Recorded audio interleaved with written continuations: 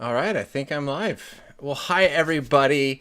This is going to be fun. I hope it goes well. This is me doing what I always do and what I tell my students to do, and that's just try something. And if it fails, hey, that's okay. You learned, you try again, and if it goes well, cool. So in this show this week, I'm going to start off sharing a few thoughts that I have, some things that I think that Christians need to consider in their political and cultural engagement. In our conversations with people, these are three things that I'm going to go over of what I think you should consider and have in mind. Now, along with that, I am, as you probably saw, testing out for the very first time a live call-in feature. So if you don't want to call into the show and you have questions for me, you can post those in the live chat, and I'll try to get to them as best as I can and respond throughout the show after kind of the initial comments on a Christian cultural engagement. However, if you would like to call in and you would like to talk through your issue, your topic, your question with me, you can text the number. I think I can put it here. Yep, there we go. 714-989-6927. Please include your name if you want your video shown or if you want audio only, and then the question that you have. At that point, I have someone who is screening those texts. We'll send you a link that you can click on and you can join me. So that is how you can join the conversation. If you want to join live, or again, post your question in the live chat and I will get to them as well. Now, as I mentioned in a short video I put out a little bit ago, but I want to tell you now, this is the last live stream of 2020. I am moving. Right behind me are boxes and next to me are more boxes. My studio is getting broken down tomorrow and I am moving into a new place. And then I'm just going to take a break over Christmas. But please don't go anywhere, because in January, I'm coming back with an interview, Thinking About Evolution, 25 Questions Christians Want Answered, the newest book put out by Reasons to Believe. Multiple contributors, Anjanette Roberts, Fazal Rana, Sue Dykes, and Mark Perez. Fuzz Rana is going to be coming on to answer your questions that you have about evolution on January 6th. So mark your calendars. You can subscribe and make sure that you don't miss that fun conversation, starting off the new year with one of my favorite topics, evolution. So with that, we are going to jump in and we are going to get to your questions here in a moment. If you have those, you can call in and get in the queue. But beginning, I want to share three things I think that Christians need to have in mind in their cultural engagement. And they are, one, it is tolerance. And this is actually, let me take a step back. These are three things that came to mind after I did my interview on immigration with Daniel Carroll, and then my second interview with David French on a Christian approach to a divided nation. And these were issues that came in. These were comments that were made by those of you who watched and listened. These are post conversations I had, as well as this is information that I teach my students that I think we need to maybe take a step back and factor in these three things. So the first thing is tolerance. What is true tolerance? Number two is ethics. What is the Christian ethic? I think this is actually one point. As I see people making comments online, Christians, as Christians make comments online, I see what appears to be maybe not a Christian ethic, and maybe one way that we can improve there. And then lastly is going to be our attitude. And so those are the 3 points that I want to think about. First of all is tolerance. How do we tolerate? And when should we tolerate? Well, the pushback that I got during the interview with David French was that, well, did Jesus tolerate the Pharisees? And the answer in one sense is no. But here we have to understand, I think, three maybe distinctions, three freedoms that we have. And the first thing is, and I would say that we need to defend, is a freedom of conscience. People should be able, in my belief, I strongly believe this and I will defend it, is that people should be able to believe what they want. We should not be forcing people to believe and say they believe certain things. We should have a freedom of conscience that we can believe what we want without coercion. And so if someone wants to believe whatever they want, they can believe those things. And we should support their freedom to believe that.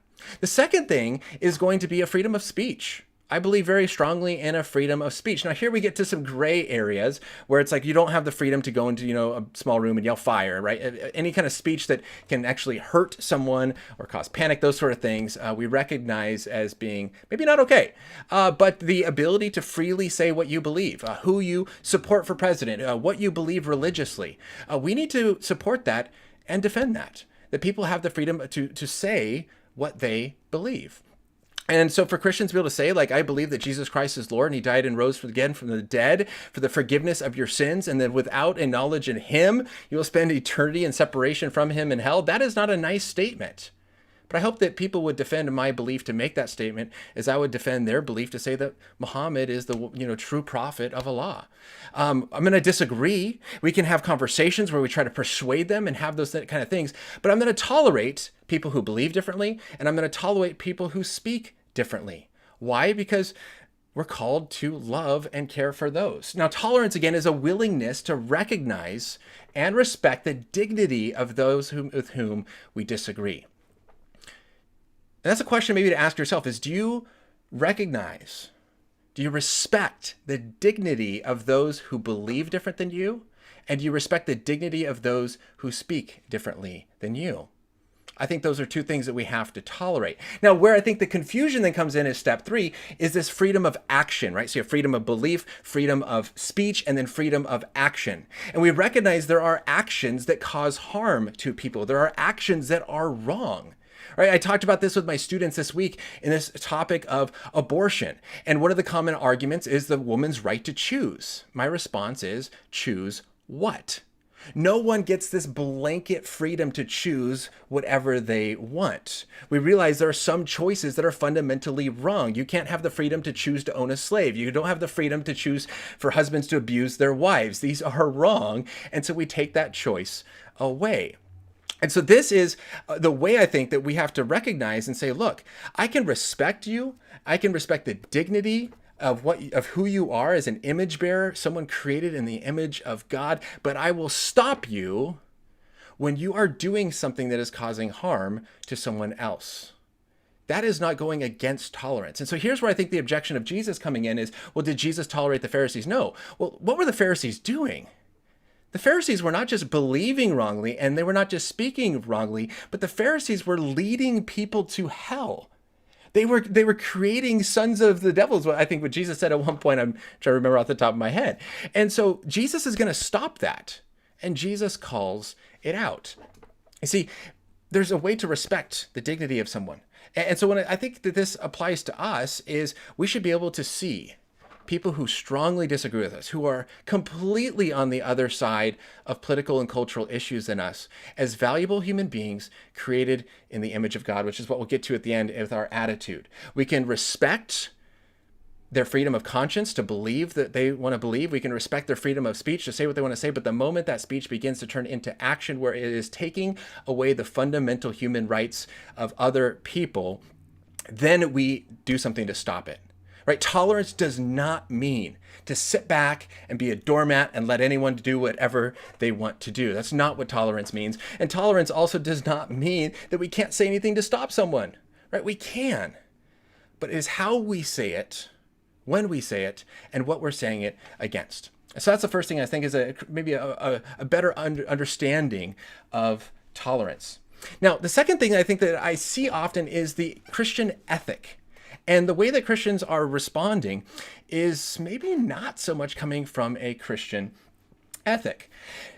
Christianity does not teach a utilitarian or a pragmatic ethic. And what do I mean by that? Pragmatism is that since truth is whatever works, morality is whatever is useful for society, right? So we sometimes hear arguments like, well, but this person is doing what works, or what they're doing is helping us.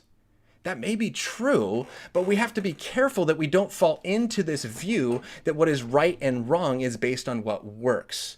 Right? I called out a high school student for this at a camp a few years ago because he said he was always told smoking weed is bad because it will have a negative effect on your life, and so does drinking. And he goes, but guess what? I smoked weed. I drank alcohol. My life hasn't turned out bad. It must be okay. And my first question was, why do you judge the morality of something based on the response? Why do you judge the morality of someone or of something based on how it affects you, right? That's not the Christian view is pragmatism. It's not utilitarian view, which is also, as I see here, sorry, I got distracted because the first person called in. So thanks for being here. I'm going to get to you in just a moment. Again, if you want to call in and talk, you can do that here and get in the queue. But it's not utilitarian. It is to pursue the greatest good for the greatest number of people. That's not our goal as a Christian view either. So whatever's moral is not that. Christian ethic is based, I would teach, on Luke 10:27. Love the Lord your God with all your heart, soul, mind, and strength, and love your neighbor as yourself. Jesus says that this sums up all the law and the prophets, these two commands. It is based on loving God and loving our neighbor. We should be able to call out evil when it is evil and good when it's good. Now, in a conversation I recently had on this topic, I think a helpful illustration is the topic of Joseph being sold into slavery by his brothers, right? At the end of Genesis, it says God uses evil for good. We would never say that because it turned out good, that what the brothers did was good, right? God uses evil for good all the time. So God can be using certain people and certain laws and certain things in our culture for a good outcome. But we should still be able to say, but that thing, though, isn't good. That what that happened is inappropriate. What happened there is wrong, even if it is used for good. And so I think in a Christian ethic, it's very important to recognize it's not simply just the end result, and it's not simply just the greatest good for the greatest number of people, but we should be able to look at specific circumstances to say good, bad, right, and wrong.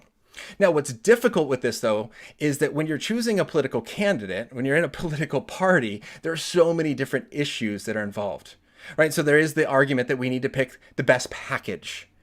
But here's my encouragement is, and this is what kind of the interview with David French was, is within that best package, can we still say this part is maybe, I don't like this part is wrong, this is not a good position, this needs to change to make the package even a better package.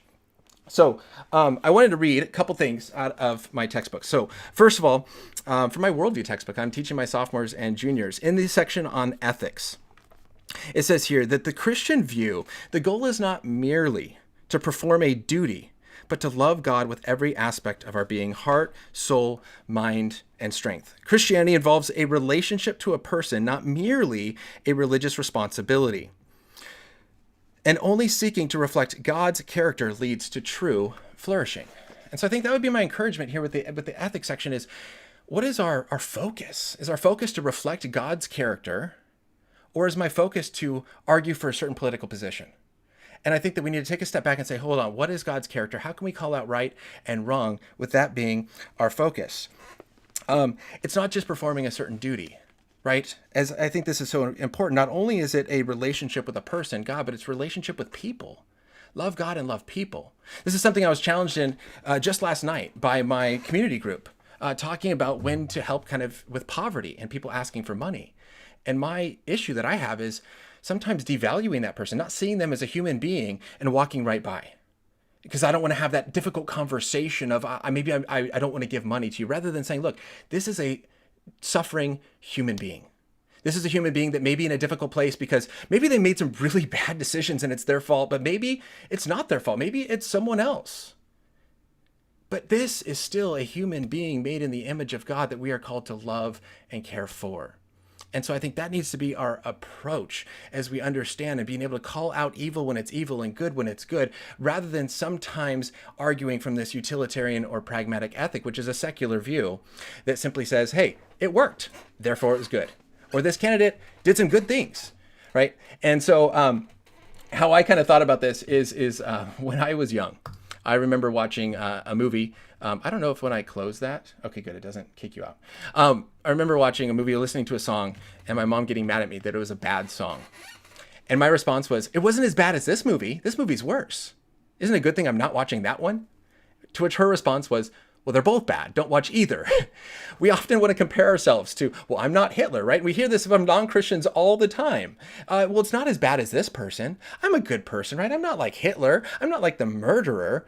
Well, yeah, this movie is not that good, but it's not as bad as that one, right? Which we recognize, though, the goal of the Christian is not to compare ourselves to what is worse, but what is better, right? The standard is Jesus Christ. And so how do we, and my encouragement is to think about how do we do this when we get into politics, right? Instead of just comparing political candidates and saying, well, this person isn't as bad as that person. Okay. But that doesn't mean that it's good. Where can we still, I think, live the Christian ethic of loving God, loving our neighbor as ourself? This is difficult. It's much more difficult to call out evil and good, to have to think through every single issue and make a statement about it, than to simply kind of jump on board and kind of take a whole heart agreement. And so this is a different thing. Now, with this, Albert Mohler talked about in leading up to the election, said, I'm not voting for my neighbor, I'm voting for a president. And so we recognize, I think, that public policy often affects more people than someone's character. And that's true. Again, at the same time, do we talk about the character? Do we talk about the different things that are going on with different political candidates, especially someone who's on our side? And so that was that. Now, the last thing I want to discuss is our attitude. Now, I've talked about this before, so I'm going to go quickly on the show, but my perspective on our attitude comes from 3 verses. And so I just want to read these here really quick, and then I'm going to get to your questions from the chat and also live call in, so you can join there. The first one here is in Matthew chapter 5.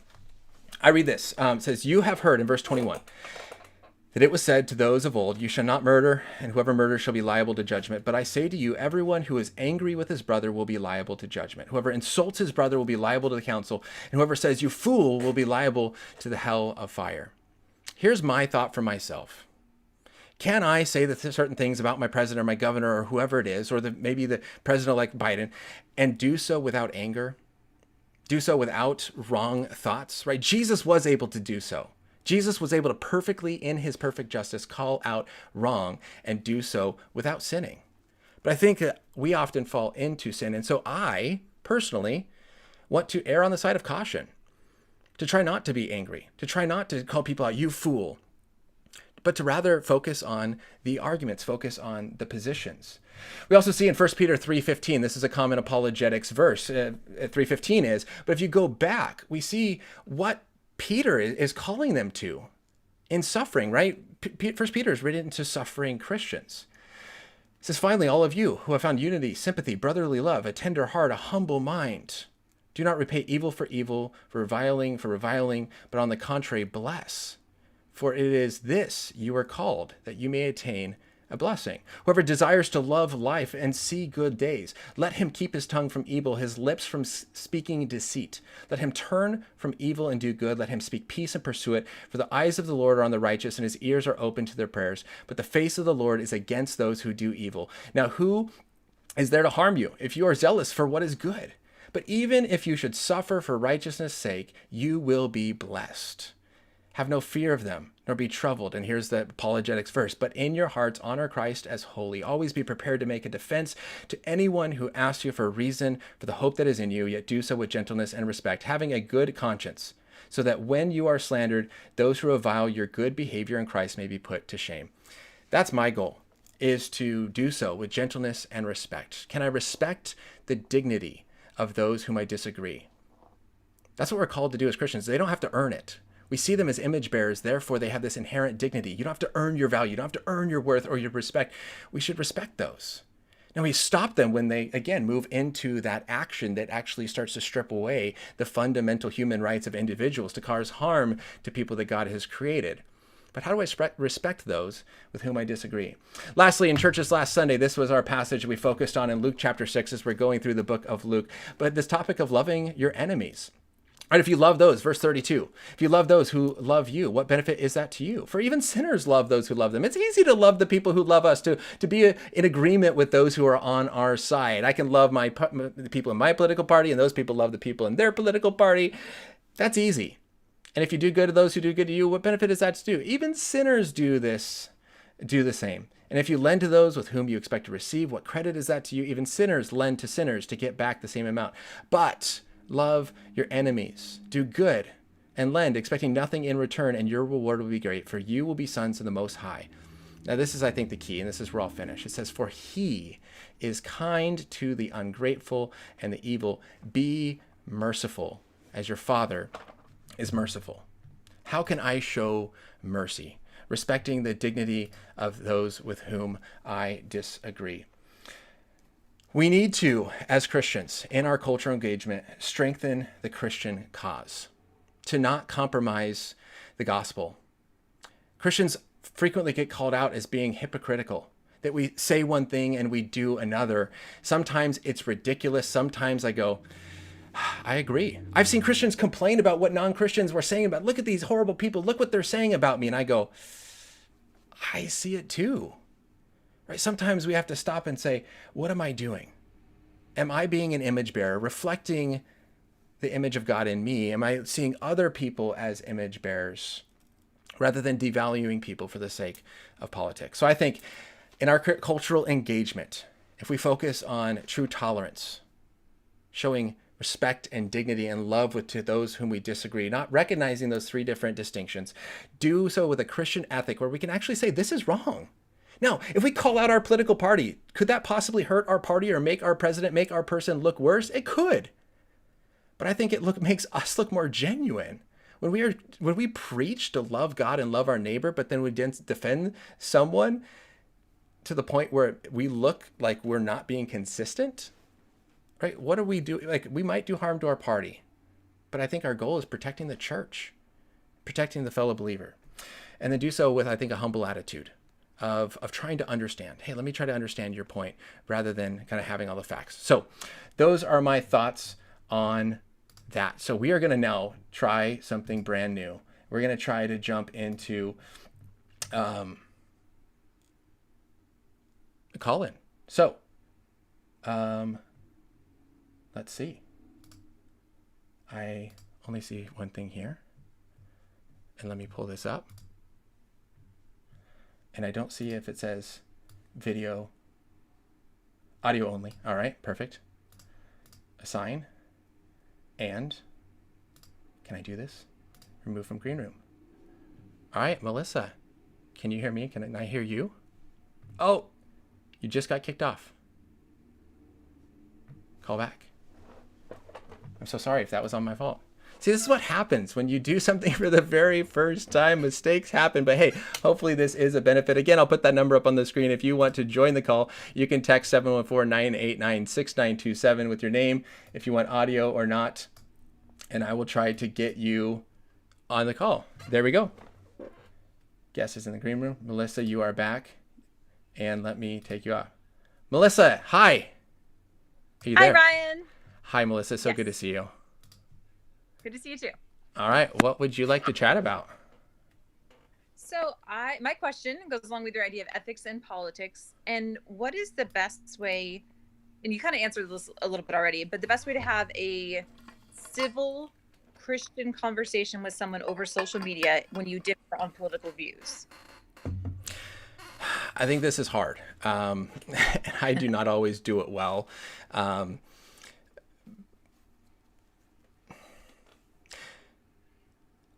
There's a lot of complaining about. Yeah, go for it. If you're really strong, if you have a strong belief in one party, and you feel like if I talk about this, I might lose friends. But then that always makes you think, how strong is that friendship if we could lose it, even two people being Christians, because one person is offended by someone else's political rhetoric? So it's almost like you can't be as, not say as good of friends as you could be, but when you have to evade conversations because you're worried about losing that person's friendship, that doesn't feel good to me. Right. And I would agree with you on that one. I think that it is important. And I try to talk to students about this too and encourage them, like, you need to stand up for what is right. You need to stand up for what is true. And the truth is offensive, right? The gospel is offensive to tell people that they are sinners, that apart from Jesus Christ and his forgiveness, you will pay and you will be judged for your sin. That is offensive. And people don't like that. But as many people say, I'm not the one who came up with this, is that we shouldn't make it more offensive. Right. And so it's the message rather than the way that we say it. And this kind of comes back to, I think, kind of the attitude thing that I see is that I think that there are some times where it appears in the message that the attitude is also very offensive along with the message. The other person gets mad and gets offended, and the Christian goes, well, the truth is offensive. And it's like, but you were too. Right. And so I often try to think, like, there are ways in my first 2 years of marriage that I've talked with my wife and I say something that I don't realize, like, kind of makes her upset or offends her or something. She goes, hey, when you say this, like, that's hard. And so it's like, okay, how could I have said it? How could I have said this in a way that I'm not compromising the truth, but I'm doing it in a way that is loving and respectful? And so I think that's one thing that we need to think about is, if you stand up for truth, Jesus is Lord, and people get upset and unfriend you, that's what we need to see. And we see Jesus, right, many times in the Gospels talking about this of like, people, you'll be hated because of me. And, mother against daughter and son against father, family member against family member. And we see the importance of following Christ. And I think, sadly, I've had many students talk to me about how difficult it is for them to if I admit and become the Christ, that Jesus is Lord, and become a Christian, my friends will look at me differently. My family will kind of disown me. And I think that's the beauty of some of the stories that we've seen, like Nabil Qureshi, who was a former Muslim, become Christian. He passed away. But people are willing to say, like, look, I know my family will disown me for accepting Christ, but I know that Christ is worth it. Right? And that is the most important thing that's worth it. And so being able to confidently stand up for the truth, yet I think that's where, again, the language thing comes in of like, how can we say it in a way that doesn't unnecessarily offend, yet still stands up for truth? And I think that's where we get into political correctness, where it's like, well, that's just being politically correct. It's like, well, there's some things that political correctness is trying to get us to not say the truth. Like if you say there's only two genders, well, that's not politically correct. Well, I'm going to keep saying that because that's true. Right? Yes. But if there's an unnecessary word that I don't need to use, but I can still get the same truth across, that is less offensive and helps them hear me, I want to try and do it. And then at the same time, asking good questions. Gender. Yeah. So you say like, if there's only two genders. If you think otherwise, you're a stupid idiot. Blah blah blah. Like, okay, did not need to say the rest of that. You could just say, God talks about that there's male and female. He created them. Boom. That's the end. Right. Yeah, and what often happens is like, oh my goodness, I can't believe you're so ignorant. You don't understand this. There's two genders. Right? And it's like, does that help the conversation? I think oftentimes that builds walls, which I don't need to make that comment. I can say, well, okay, so what is it that you're having a hard time understanding here? Why is it that you think there are more than two genders? Right? And again, like I think asking good questions that forces them to think through their view rather than calling them stupid or ignorant or whatever for not holding the same view as you shows that you actually have a love and care for them, that you want to understand where they're coming from. And that is, it's hard to do on social media.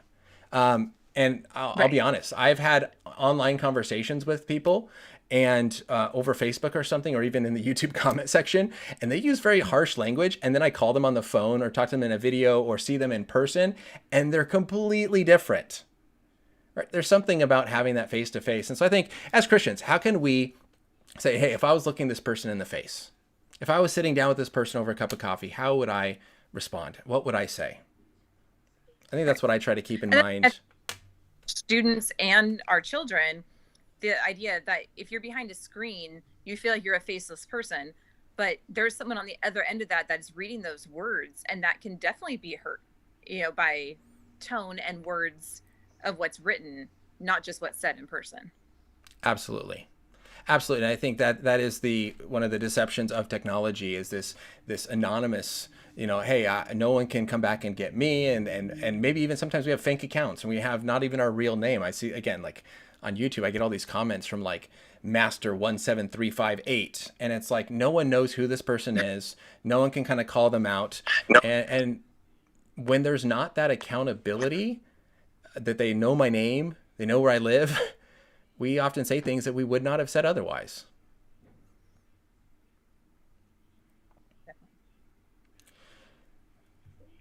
So does that kind of help give a few things? Are there any kind of other thoughts that you had about that question? No, I think that's great.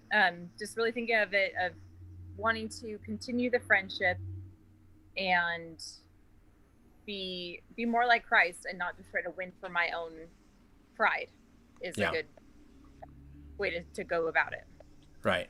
Yeah. And I've said this frequently too. It's like the common Ben Shapiro line. It's like, facts don't care about your feelings. And then I go, but we should. Like, I should care about someone else's feelings.